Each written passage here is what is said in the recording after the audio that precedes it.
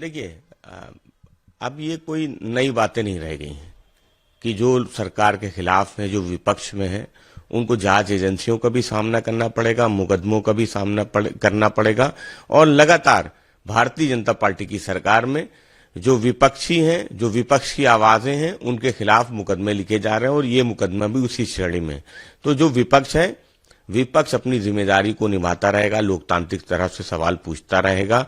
Bharatiya Janata party, वो उनकी सरकार में जिस तरह से एजेंसियों का दुरुपयोग हो रहा है, वो इससे पहले कभी नहीं हुआ था। तो पूरा देश देख रहा है कि भारतीय जनता पार्टी वो लोकतंत्र में भरोसा नहीं रखती, संविधान में भरोसा नहीं रखती और विपक्ष की आवाज को लगातार दबाने का प्रयास कर रही। और न्यायपालिका पर अल्पसंख्यकों के अधिकार न बचा पाने के आरोप लगाए हैं। देखिए, मदनी जी के बयान पे समाजवादी पार्टी को कोई टिप्पणी नहीं करनी है, लेकिन हम भाजपा से ये सवाल जरूर पूछना चाहते हैं कि आखिर क्या कारण है कि भारतीय जनता पार्टी ने नारा दिया था सबका साथ, सबका विकास, सबका विश्वास, क्यों आज देश का अल्पसंख्यक भारतीय जनता पार्टी की सरकार पे विश्वास और भरोसा नहीं कर पा रहा है? सहमति या असहमति, देश का संविधान उसका अधिकार सभी को देता है।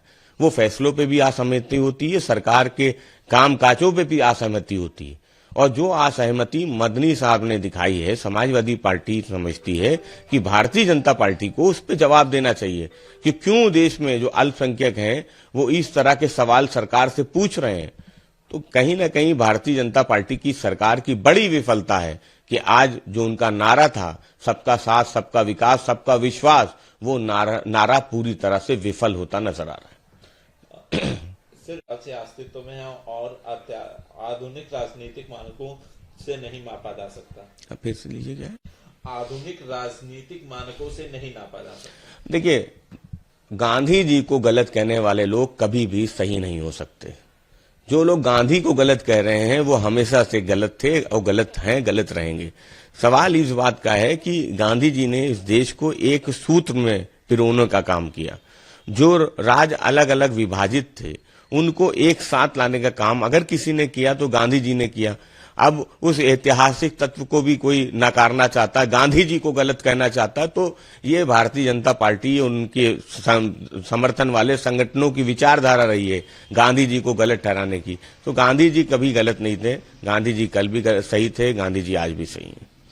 किया है कि राज्यपाल विधानसभा से पारित विधेयकों पर निर्णय के लिए तय समय सीमा में जवाब दे, साथ ही कलाईनार यूनिवर्सिटी बिल को राष्ट्रपति से तत्काल मंजूरी दिलाने की मांग की है।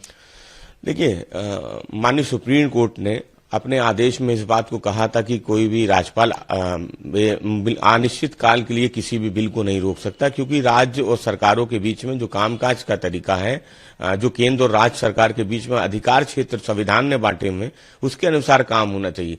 और अगर राज्यपाल अभी भी मनमानी करते हैं, वो गैर भाजपाई सरकारों के जो बिल हैं, जो कामकाज के हैं, उनमें रुकावट पैदा करते हैं, तो ये माननीय सुप्रीम कोर्ट के आदेश की अवहेलना है। क्योंकि माननीय सुप्रीम कोर्ट ने अपने आदेश में स्पष्ट रूप से इस बात को कहा था कि कोई भी बिल अनिश्चित काल के लिए रोका नहीं जा सकता। इसलिए जो बात और जो सवाल विपक्ष के दल उठा रहे हैं, उन सवालों का जवाब जो केंद्र की सरकार है उसको भी देना चाहिए, और जो राज्यपाल हैं उनको भी संविधान के अनुसार काम करना चाहिए। सर, पड़ी थी पहली बार इलेक्टोरल रजिस्ट्रेशन ऑफिसर से असिस्टेंट को भी मानदेय दिया जाएगा। देखिए, समाजवादी पार्टी समझती कि जो बीएलओ से काम लिया जा रहा है एक निश्चित तय सीमा में कि इतना काम आपको एक समय में करके दे देना है, वो जो मानसिक दबाव है, उस मानसिक दबाव को आप सैलरी डबल करके बढ़ा के नहीं दूर कर सकते। आपको उसके लिए मैन पावर बढ़ाना पड़ेगा, आपको उन बीएलओ की संख्या को बढ़ाना पड़ेगा, उनके काम को थोड़ा कम करना पड़ेगा, उनकी समय सीमा को बढ़ाना पड़ेगा।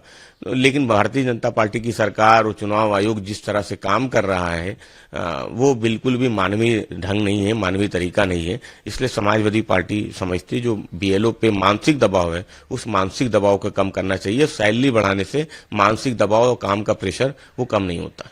सर, ये बैठक आयोजित की गई है, सरकार विपक्ष के नेता के साथ। इस बैठक में उन विधेयकों की सूची साझा करेगी जिन पर सत्र के दौरान चर्चा की जाएगी।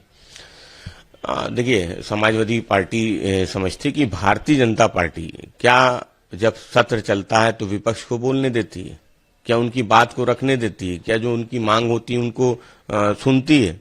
सर्वदलीय बैठक बुलाई गई है। समाजवादी पार्टी समझती कि उस पर राष्ट्रीय नेतृत्व हमारा वो निर्णय लेगा। सर्वदलीय बैठक में क्या करना है, कैसे जाना है, कैसे नहीं जाना है, तो उस पर हमें कोई टिप्पणी नहीं करनी। अगर आप ये वीडियो YouTube पर देख रहे हैं तो हमारे चैनल को सब्सक्राइब कर बेल आइकन दबाएं और Facebook पर देख रहे हैं तो हमारे पेज को लाइक करें।